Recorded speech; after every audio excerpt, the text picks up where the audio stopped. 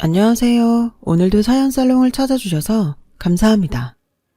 저는 최근 아주 다사다난한 일을 겪은 30대 여자입니다. 참, 결혼, 시집, 친정 이런 말들 들으면 20대만 해도 나와는 먼 일이겠거니 생각하고 살았는데 막상 제가 결혼을 하고 아이를 낳는 시기에 접어들다 보니 이 얘기들이 그렇게나 마음에 와닿을 수가 없더라고요. 제 사연도 한번 소개해 볼까 합니다. 제가 남편을 만났을 때부터 이야기를 시작해 보아야 할 것 같아요. 제가 남편을 만난 건 25살 때였어요. 당시 전문대를 졸업하고 고객 응대하는 일을 하고 있었는데요.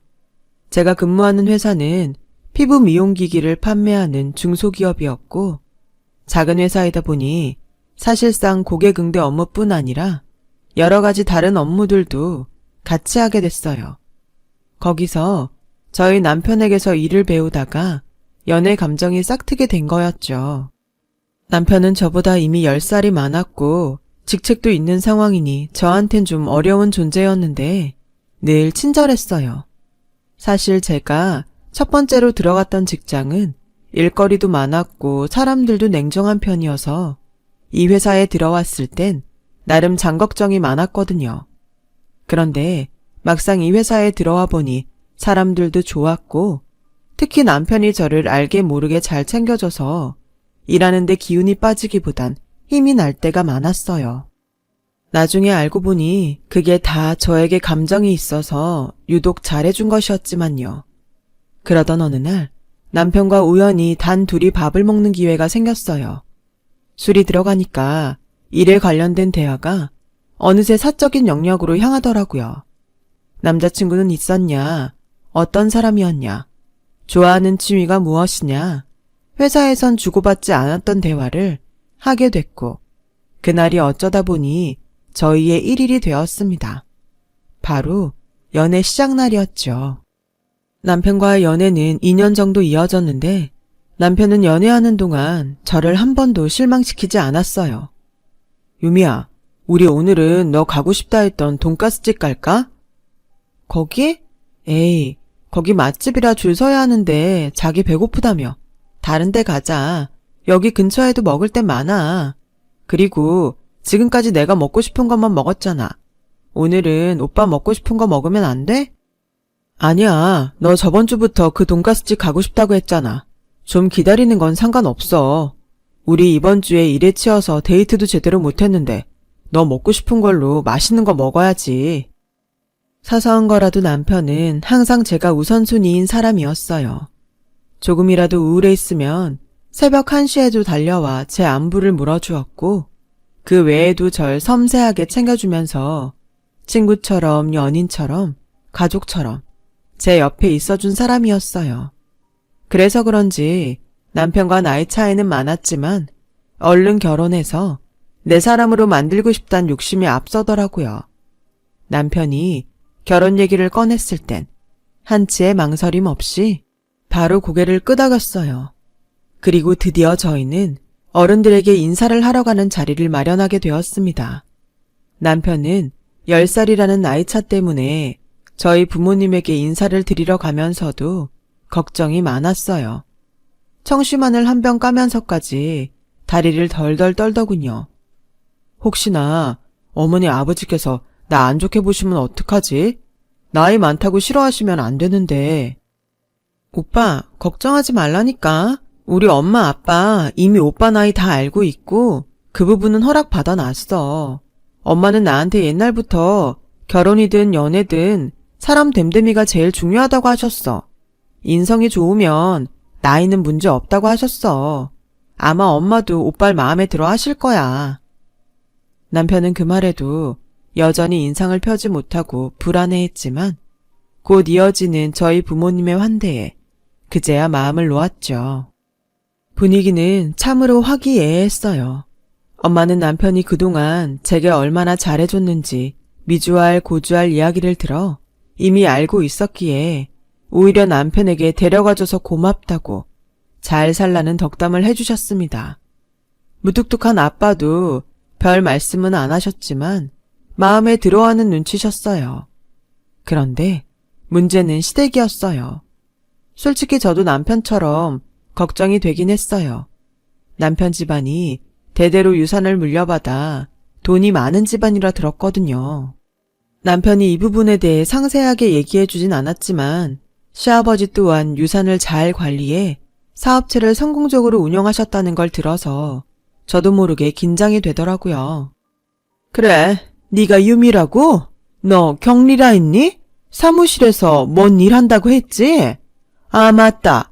고객응대인지 뭔지 그거 한다 했지? 그래, 어머니랑 아버지는 뭐 하시고? 예비시댁에 도착해 무릎을 바닥에 붙이기도 전 그쪽에서 폭격기 같은 질문이 우르르 쏟아졌어요. 처음 봤으면 여기까지 오느라 고생 많았다. 추운이 얼른 들어와라. 이런 말이 먼저 나와야 맞을 텐데 그건 일절 생략되어 버렸고 정신없이 날라오는 시어머니의 질문들에 대답하기가 바빴죠. 그래도 어른들 뵈러 온 자리니 최대한 성심성의껏 대답했던 것 같아요. 저희 아빠는 운전기사이고 엄마는 백화점에서 일을 하세요. 그 연세에 백화점에서 일? 무슨 일을 하시는 거니? 저희 엄마는 청소하고 계세요. 일한 지 오래되셨어요. 뭐? 청소? 청소라는 말을 듣자 시어머니의 표정은 순식간에 굳어져 버렸어요. 옆에 있던 시아버지도 좀 안절부절 못하는 눈치셨어요. 아마 시어머니의 표정을 보고 그러시는 듯 했어요. 시어머니는 앞에서 제게 대놓고 말하진 못했지만 뒤에서 남편을 통해 결혼을 허락하지 못하겠다고 하셨습니다. 이유는 제 가정 환경이 좋지 않아 행실도 바르지 않을 것 같다는 게 그 이유였습니다. 여자면 나중에 애도 낳아서 키워야 할 텐데 걔 엄마가 청소부이고 아버지가 그 직업이면 얼마나 사는 게 고단하고 힘들었겠니? 안 봐도 뻔하다. 그런 집에서 자랐으면 제대로 뭘 배우지도 못했을 거야. 그러니 니네 회사에서도 그런 업무나 하고 있는 거 아니겠니? 내가 걔를 나쁘게 보는 게 아니라 현실이 그렇단 거야. 아들, 엄마 말 들어라. 엄마 말 들어서 손해볼 거 하나 없어. 내가 봤을 땐 그 앤 결혼감으로는 아니다. 분명 네 인생에 재만 뿌릴 여자야. 우리 집안 재산 보고 오네라고. 그리고 저번에 인사 올 때 잠깐 봤는데 꼴도 영. 그런 자리에 오는 거면 잘 차려입고라도 올 거지. 깨제제해선 나이가 너보다 더 들어 보이더라. 우연히 듣게 된 시어머니와 남편의 통화 내용은 말 그대로 가관이었어요. 어떻게 한 번 본 사람한테 그런 모질고 매정한 말을 쏟아낼 수 있는지 너무 상처받아 그 길로 저는 울면서 집에 와 이 얘기를 엄마에게 털어놓지도 못하고 혼자 삭히고 또 삭혔어요. 그리고 결혼에 대해 다시 한번 생각해보게 되었어요. 오빠네 집안이 얼마나 대단스러운지는 모르겠지만 나 오빠네 집안에 기대한 거 하나도 없어. 내가 어떤 집안인지 어떻게 알아? 그리고 내가 돈을 달래 뭘 달래? 오빠만 보고 결정한 결혼인데 왜 이런 취급을 받아야 해? 우리 진짜 이제 그만하자. 이런 쓰레기 취급받으면서 나도 이젠 싫어. 하지만 그런 절 붙잡은 건 남편이었어요. 안 돼, 유미야. 난 너 없으면 정말 안 돼. 우리 엄마는 어떻게든 내가 설득해볼게. 어차피 결혼은 우리 둘이 하는 거야. 집안끼리의 결합이니 하는 건 다 옛말이라고. 한 번만 날 믿어주면 안 될까? 내가 해결할게.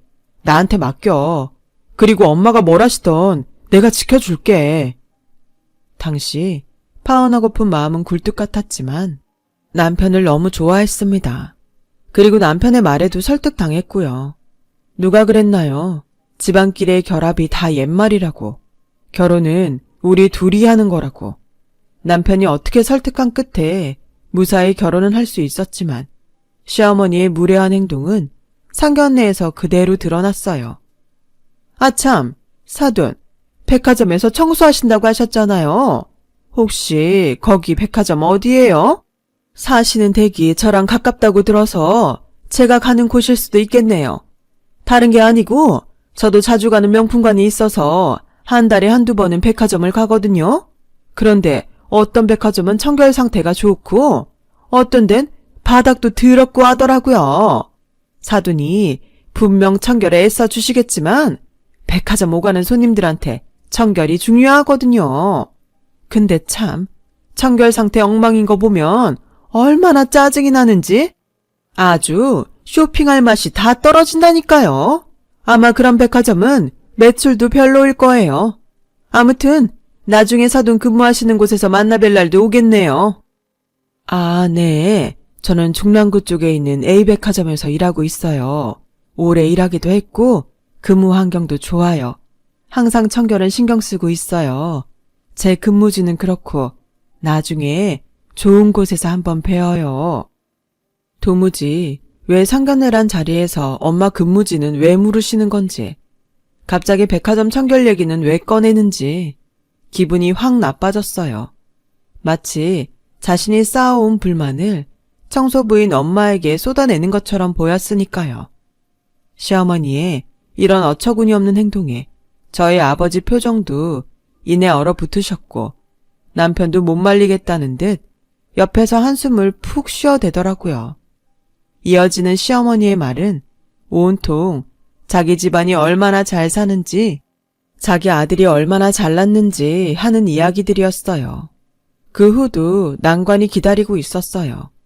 저와 남편이 모은 돈으로 신혼집을 차렸는데 회사 때문에 시어머니 집과 좀 가까운 편이라 솔직히 걱정이 되더라고요.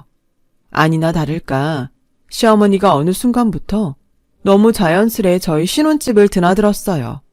말도 없이 비밀번호를 누르고 들어오셔선 집안을 둘러보시는데 그럴 때마다 무슨 회계 감사라도 받는 것 같았습니다. 반찬 검사부터 시작해서 청소는 되어 있는지 혼자 손가락으로 몰래 먼지 쓸어보고 하는데 정말 직장에서도 안 받는 스트레스가 저절로 쌓이더군요. 근데 아유, 이건 유통기한도 한참 지났는데 왜 버리지 않고 그대로 두는 거냐? 이거 우리 아들이 잘못 마시다가 병이라도 걸리면 어쩌려고? 너 살림 제대로 하고 있는 거 맞니? 네가 결혼할 때 직장 더 다니고 싶다 해서 그러라 하긴 했다만 일 때문에 정작 집안일은 신경 못 쓰고 있는 거 아니야?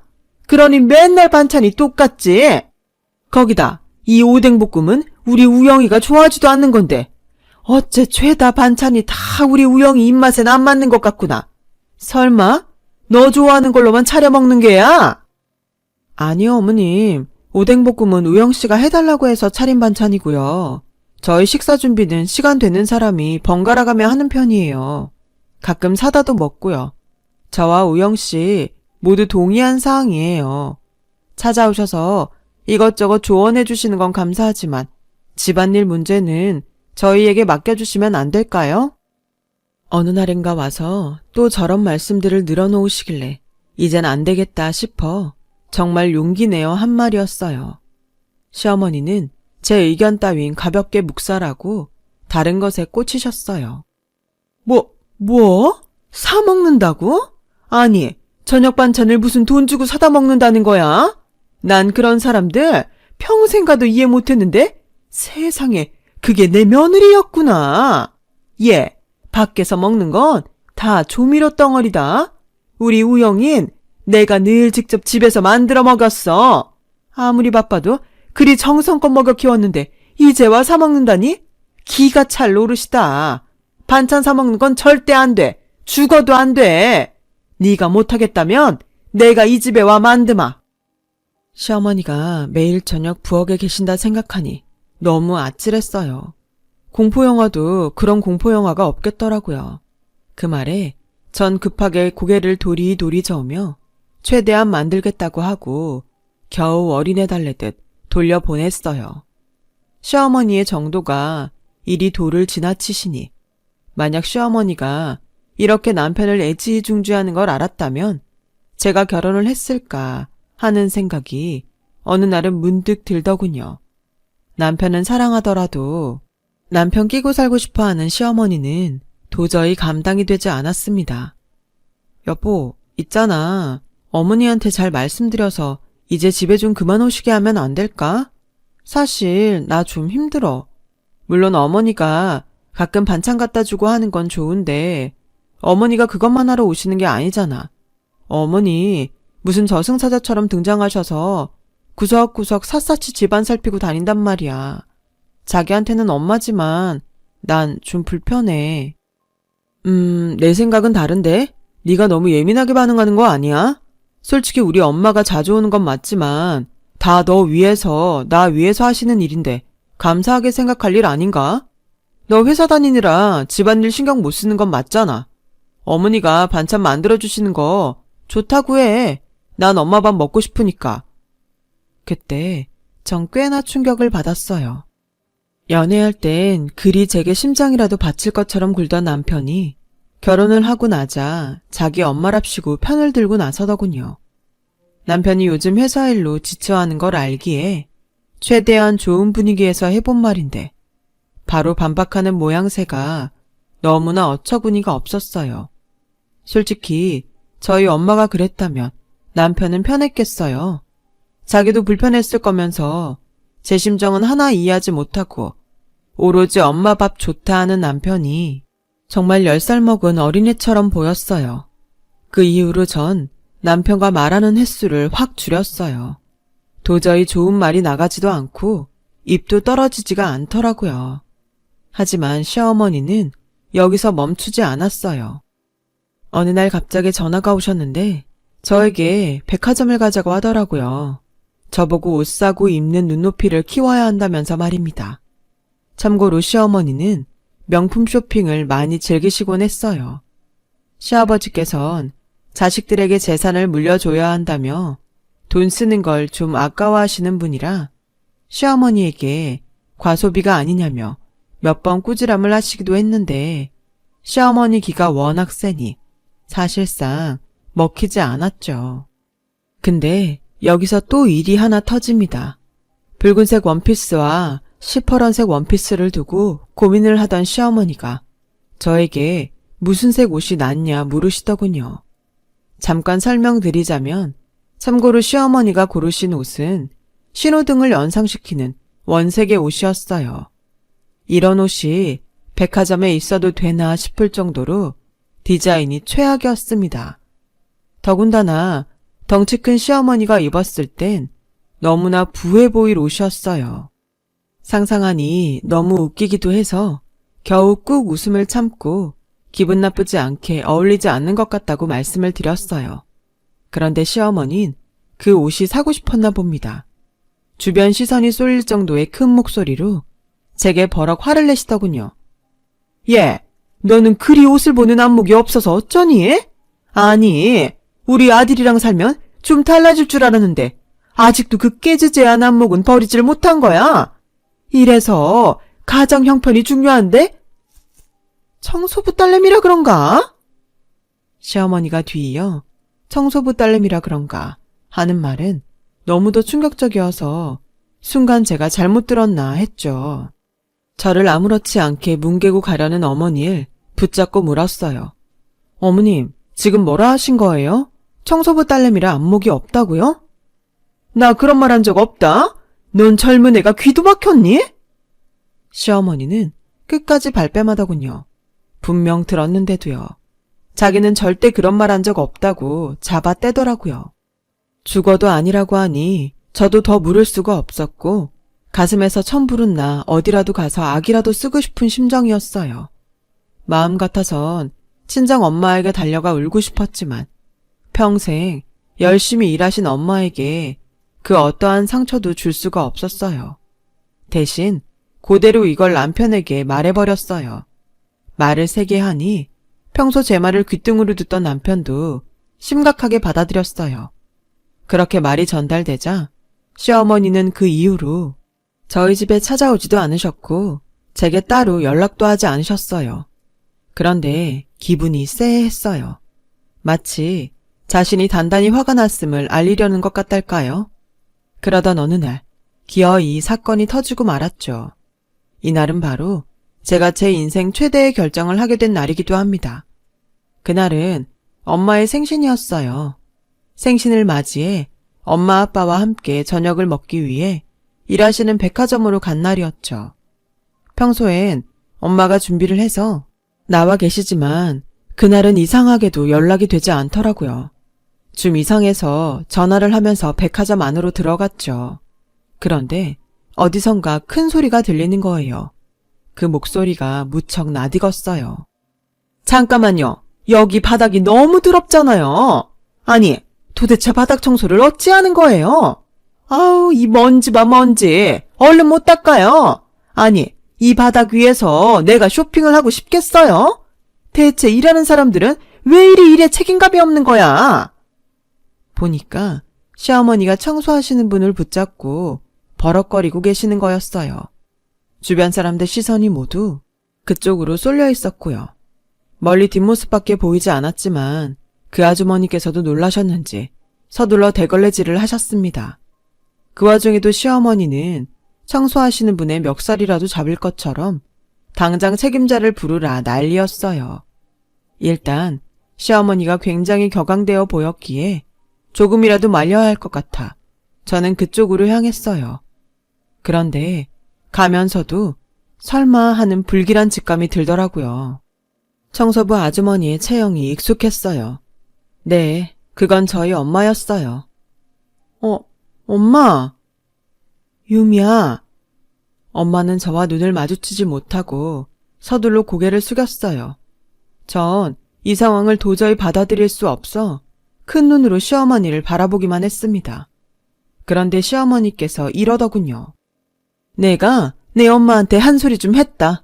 근데 너무 섭섭하게 생각은 말아라. 사돈도 고객한테 저런 말을 들어야 앞으로 책임감 갖고 일하실 수 있을 거야. 내가 사돈어른 몇 년은 더 일하게 해준 거나 다름없다. 그 말을 듣는데 망치로 머리를 한 대 맞은 것 같았습니다. 이제야 제가 무슨 실수를 했는지 알게 된 느낌이었어요. 이 집안의 며느리로 산 게 실수였죠.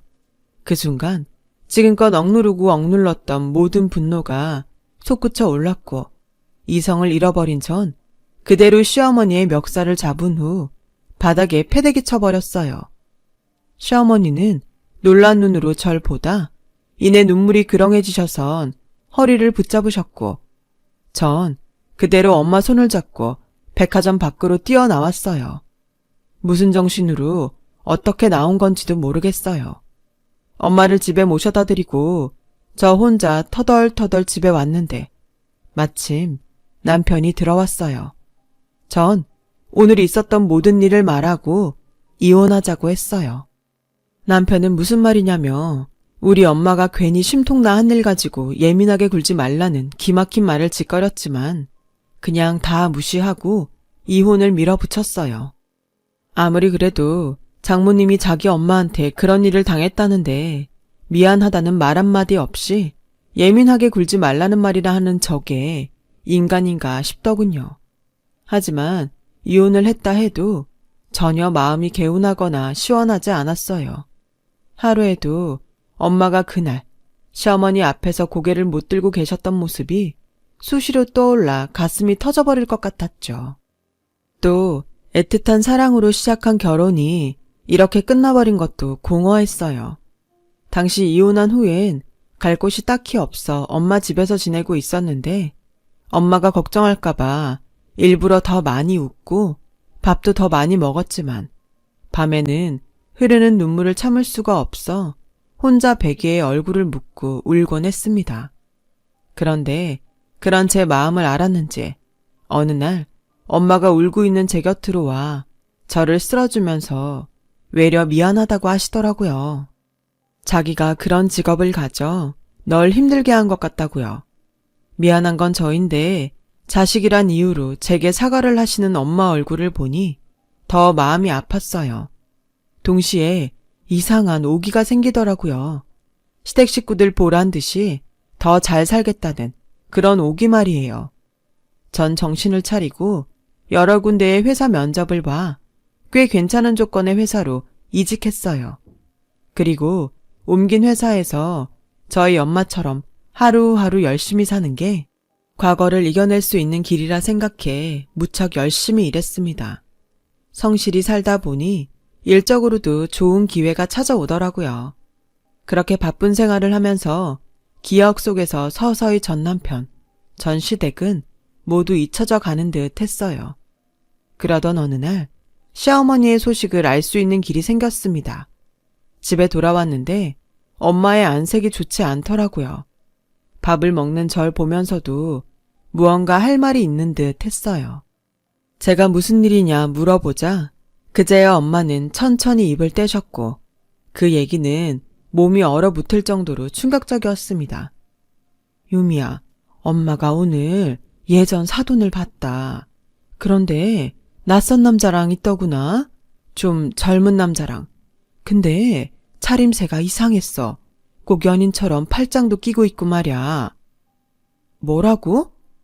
당시 엄마는 근무지를 새 곳으로 옮기셔서 일하고 있었는데 엄마 말을 들어보니 시어머니가 낯선 남자랑 팔짱을 끼고 명품 쇼핑을 즐기고 있었다고 하더라고요.